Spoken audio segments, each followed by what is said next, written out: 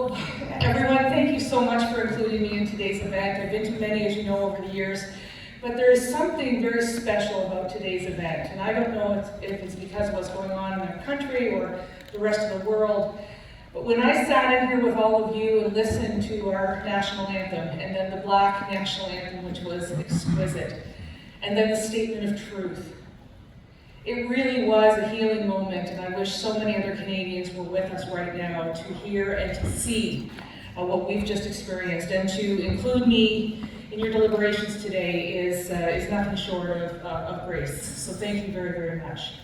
Obviously, I've been your MPP for the past 18 years, and I'm going to have my dear little friend here, who's much taller than me when I first met her when he was a baby, Fred Sherman III, read Doug Ford's statement. But first, I just wanted to say that in the statement of truth, when it was mentioned that at our centennial that there were many Black Canadians who were Indigenous to this country for over 100 years, I know that.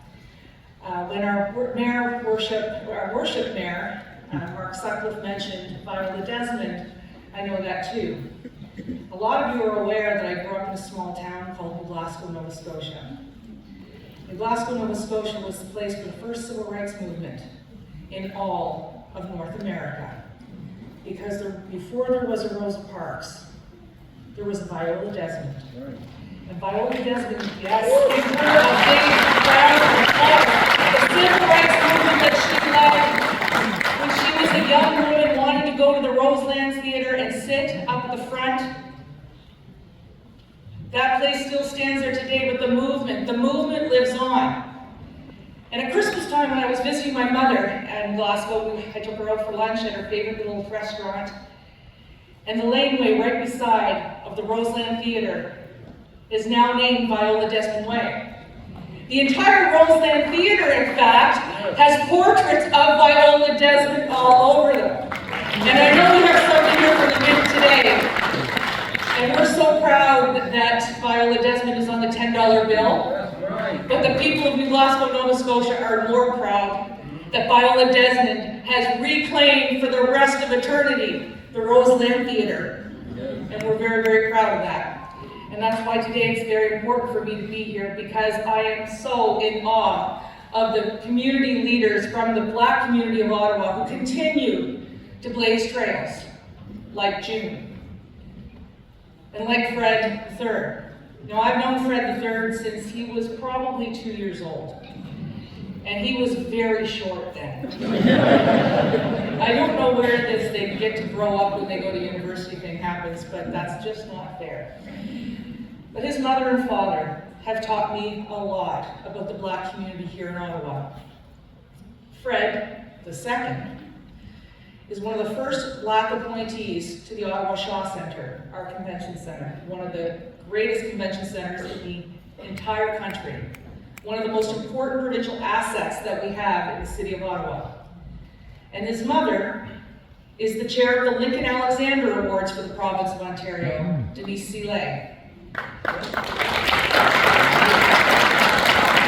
of course, we all think of Link these last few weeks, of course, as we celebrate all of his accomplishments as the first Black man to do many things in this country, including to be the Lieutenant Governor of our province. So with that, I wanted to actually invite June and Fred II and Denise up as Fred III reads the proclamation from the Premier of Ontario, Doug Ford. Are you ready to do this, kiddo? Okay. I remember when he said gaga goo goo, so whatever comes out now, I don't know. I don't know if your parents are going to talk to me after this, but no.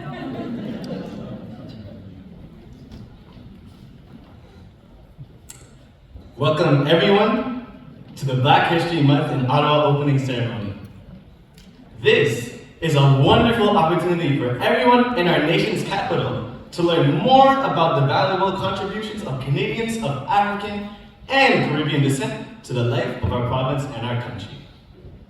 I encourage everyone to use Black History Month as an opportunity to get to know the stories of the many great Black Canadians who have made their mark in sports, literature, medicine, the arts, education, and other spheres of our national and provincial life. Their stories of courage and determination help us fight racism and inspire our Canadians. Many thanks to the hardworking team at Black History Ottawa for all they do to raise awareness and appreciation of the history, culture, traditions, and achievements of Canadians of African and Caribbean descent. Have a memorable and inspiring celebration of Black History Month. Yeah!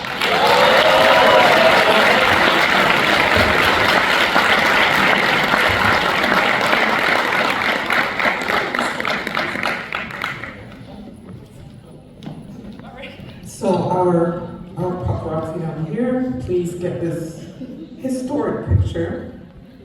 I remember Fred III when he was way shorter as well. Very proud of this young man. We used to dress him and my daughter up. Yes? Thank you. That's exactly what he wanted to do. C'est ça. Merci beaucoup. Question of the girl. Thank you very much.